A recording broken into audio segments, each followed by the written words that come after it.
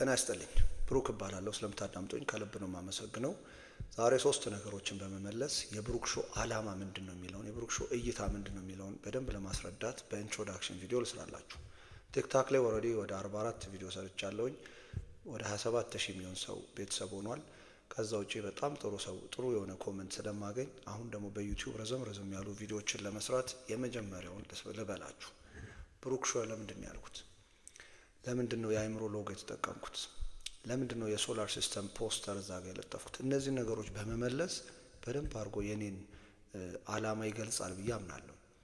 ብሩክ ሾው ያልኩበት ምክንያት ቡክስ አይዲያስ ኤንድ ሪሰርች አር ዩዘብል ኖሌጅ የሚል በተደጋጋሚ የሰማችሁኝ መጽሐፍ፣ ሀሳብ፣ ጥናቶች ጠቃሚ የሆኑ እውቀቶች ናቸው እያልኩኝ ነው ሼር የማደርገው። እነዚህ መጽሐፍ፣ ሀሳብ፣ ጥናቶች እኔን ጠቅመውኛል። ዳዳዝሚን ሁሉንም ሰው ይጠቅማል ማለት አይደለም። ዳዳዝሚን 100% ጋራንቲ ነው ማለት አይደለም። ግን ሰፖርት ያደርጉናል፣ ይረዱናል። ዳትስ ኢት። የሚረዱንን ነገሮች ማብዛት አለብን። እነዚህ መጽሐፍ፣ ጥናት፣ ሀሳቦች አንዳንዴ ማግኒፋይ ያደርጋሉ አንድን ነገር። የሁሉም ነገር ችግር የሁሉም ነገር መፍትሄ አድርገው የሚያዩት ነገር አለ። ያንን እኛ ምንጨቃጨቅ ከሆነ ያንን ነገር እየመረጥን እንዴት እንደማይሰራ ወይም እንዴት ትክክል እንዳልሆነ የምናተኩር ከሆነ አንዳንዴ እንዴት ነው if you argue for your limitation you get to keep them ይባላል። የሆነ ነገር እንደማይሰራ የምትከራከር ከሆነ ኦኬ በቃ ያዘው ነው የምትባለው። እንዴት እንደሚሰራ እያየን በገባን አቅም መጣር አለብን የሚል እምነት አለኝ። ለዛ ነው የብሩክ ሾው ያልኩት። አእምሮ ሎጎ ለምን ተጠቀምኩኝ? አእምሮአችን ከፈጣሪያችን የተሰጠን ትልቅ ስጦታ ነው። ከገባንና ከተጠቀምንበት ትልቁ ስጦታ እሱ ነው። አእምሮአችን አብሮ የሚመጣ ደግሞ ነፃነት አለ። ፍሪ ዊል የሚባል ነገር ጫፍ ድንበር የሌለው ትልቅ አደራ እምነት የተጣለብን ፍሪ ዊል የሚባለው ነገር ሲሰጠን ነው። ይህን እምነት በአግባቡ የማይወጡ ሰዎች ዓለም ላይ ጦርነት ውስጥ እየገባን የምንገባበት ምክንያት እሱ ነው። ህጻናቶች የሚደፍሩ አሉ፣ ጾታ የሚቀይሩ ሰዎች አሉ። ስንት አይነት ነገር አለ። ይሄ ከኛ የፍሪ ዊል ጫፍ ነው። ህግን በንድ እያደረጉ ብዙ ነገር የሚያደርጉ ሰዎች አሉ።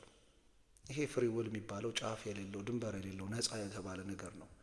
ስለዚህ አእምሮ የሚባለው ነገር ተሰጥቶን ህሊና ካለን ይህንን አእምሮአችንን ተጠቅመን የተሻለ ነገር የማድረግ ኃላፊነት ሁሉም ሰው አለበት። በገባን መጣር አለብን ነው። ዳትሴት ዓላማው እሱ ነው። የአእምሮ ሎጎ ያደረኩት ለዛ ነው። ለሱ አንድ ቆንጆ ምሳሌ ልንገራችሁ። ዴቪድ ጋገንዝ የሚባል ሰው አለ። በጣም በህይወቴ ትልቅ ቦታ የምሰጠው ኢንተርቪው ላይ የሰማሁት ነገር አለ። ምን ይላል? ፈጣሪ ጋር ስሄድ ፈጣሪን ሁላ ማስደመም በጣም ማስደነቅ ነው የምፈልገው። ፈጣሪ ምናልባት ይሄን ታደርጋለህ ብሎ ያቀደልኝ ነገር ሊኖር ይችላል። እኔ ግን ይሄን አእምሮ ተጠቅሜ ጥሬ ሰርቼ ኢቭን ፈጣሪ ጋር ስደርስ ይሄንን ታደርጋለህ ብዬ ነበር። ግን ይሄንን ሁሉ ያደረከውን ነገር እየኖርከው እንደ አዲስ እየጻፍኩት ነበር በሚል እንግዲህ ይሄ አእምሮንና ፍሪ ዊልን ተጠቅሞ በጣም ጥሮ ሰርቶ ኢቭን ፈጣሪን ሁሉ የማስደመም ስራ መስራት ነው የሚፈልገው። ይሄ መመጻደቅ አይደለም። ይሄ የተሰጠውን ስጦታ አውቆ መጠቀም ነው። ሌላ የዘለለ ነገር የለውም። አእምሮ በዛ መልኩ ነው የምንረዳው።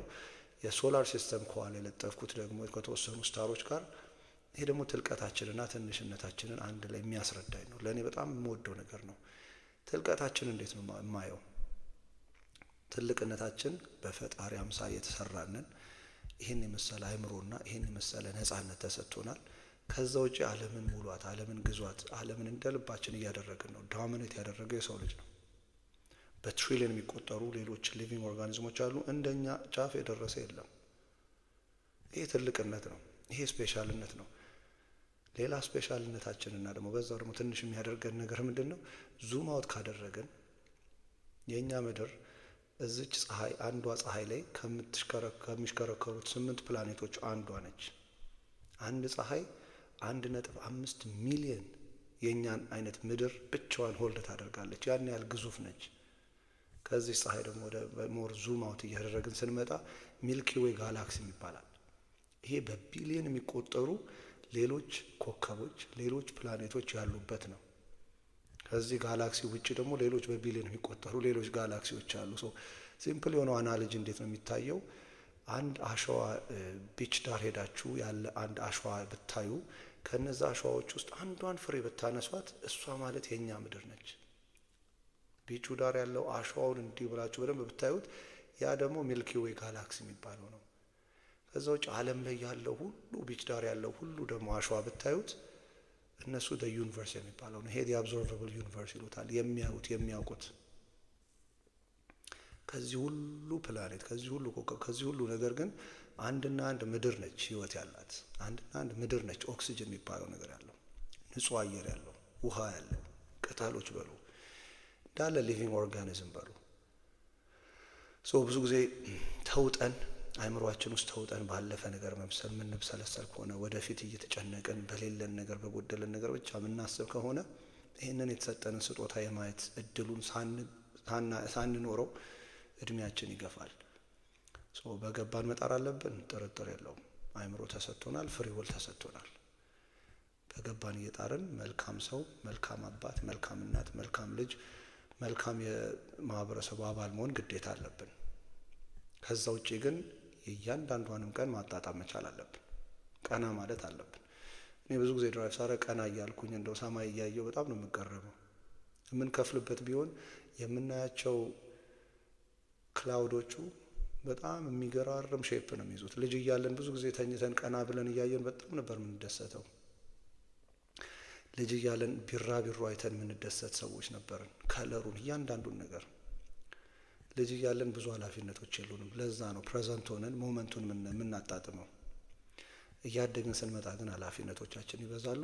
ከዛ ውጪ በጣም በብዙ በኔጌቲቭ ነገር ፕሮግራም ስለምንደረግ እንዋጣለን፣ እዛ ነገር ውስጥ እንብሰለሰላለን። ሳናውቀው በዛ ነገር ተቀርጸን እይታችን በዛው ልክ ኔጌቲቭ ይሆናል፣ ፐሲሚስት ይሆናል።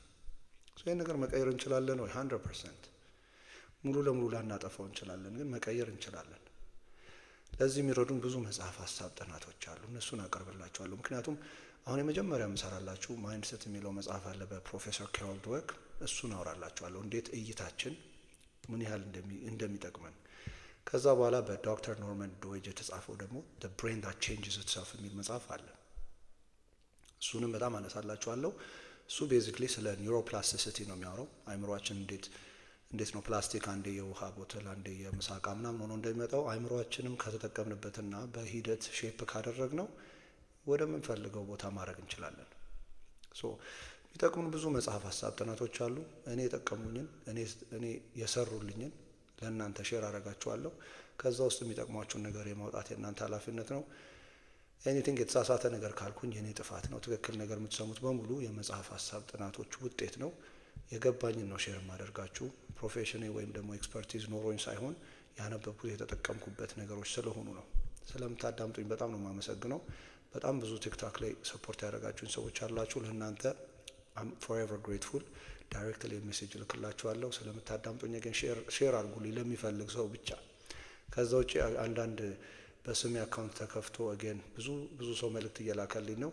ምንም ነገር እኔ አልጠይቃችሁም። ኤኒቲንግ ዊርድ ሜሴጅ የሚልኩላችሁን ሰዎች ብሎክ አድርጓቸው፣ ሪፖርት አድርጉልኝ። እኔ የምጠይቃችሁ ነገር የሚጠቀምበት ሰው ብቻ ሼር አድርጉት ነው። ዳትስ ኢት። ላይክም ሰብስክራይብም ምንም ብያውን ካሁን በኋላ አልጠይቃችሁም። ስለምታዳምጡኝ ከልብ አመሰግናለሁ። ማይንድሴት የሚለውን መጽሐፍ በዛሬ ሳምንት አቀርብላችኋለሁ። ስለምታዳምጡኝ አመሰግናለሁ።